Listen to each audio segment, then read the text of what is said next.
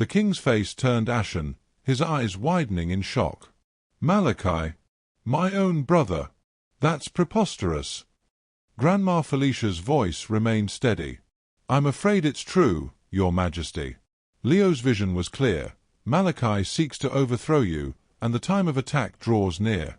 The advisers murmured among themselves, some incredulous, others alarmed. Sir Edward stepped forward. Your Majesty, I've known Malachi's ambition grows by the day. Perhaps we should heed this warning. The king's gaze fell, his mind racing. Summon Malachi. I'll confront him myself.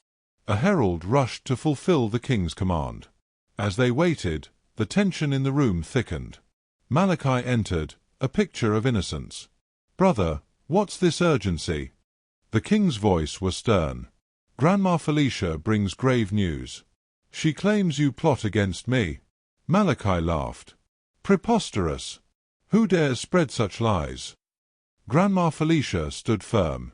Leo, the young seer, has seen the truth. Malachi's smile faltered for an instant before he regained composure. A mere child's fantasy. I assure you, brother, my loyalty remains unwavering. The king's expression remained uncertain. I'll investigate these claims. Malachi, you'll remain in the castle until this matter is resolved. Malachi's eyes flashed anger, but he bowed. As you wish, brother. As the king dismissed the assembly, Grandma Felicia whispered to Vivian, the seeds of doubt are sown. Now we must pray the king acts before Malachi strikes. Vivian nodded, her heart heavy with foreboding. But what if Malachi's already set his plan in motion?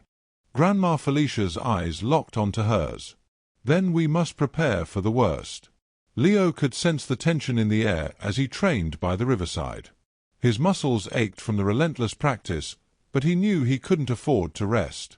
His visions had never been clearer. Hercules Town was on the brink of war. His mother, Vivian, watched him from a distance, concern evident in her eyes. Leo, you must be careful, she said, stepping closer. Your powers are growing, but so are your enemies. He turned to her, his gaze steady. I know, Mother. Malachi and Queen Teresa are on the verge of tearing each other apart. If we time our move right, we can strike when they least expect it. Grandma Felicia emerged from the trees, leaning on her staff. You must tread carefully, Leo. The battle between them is a distraction, but do not underestimate their cunning. They will both turn their sights on you if given the chance. Leo nodded. Then we must act before they do. Queen Teresa moved like a shadow through the halls of the castle. Her spies had reported Malachi's growing suspicions, and she knew she had to act fast. She met with her most trusted assassin, a deadly warrior named Cale, in a secret chamber beneath the castle. Malachi grows bolder, she murmured, her tone sharp as steel. We must eliminate him before he makes his move. Cale bowed. It will be done, my queen. She handed him a small vial of poison. Ensure his wine is laced with this tonight. It will appear as an illness, nothing more. Cale nodded and disappeared into the darkness. Teresa smirked. Soon, Malachi would be dead, and she would have complete control over the kingdom. Malachi sat in his chambers, studying a map of Hercules Town. He knew Teresa was plotting against him. Her movements had become too precise, too deliberate. He sipped from his goblet of wine, his mind racing with possibilities. A knock on the door interrupted his thoughts. His second-in-command, Darius, entered, his expression grim. My lord, our spies report that Queen Teresa has hired an assassin to kill you.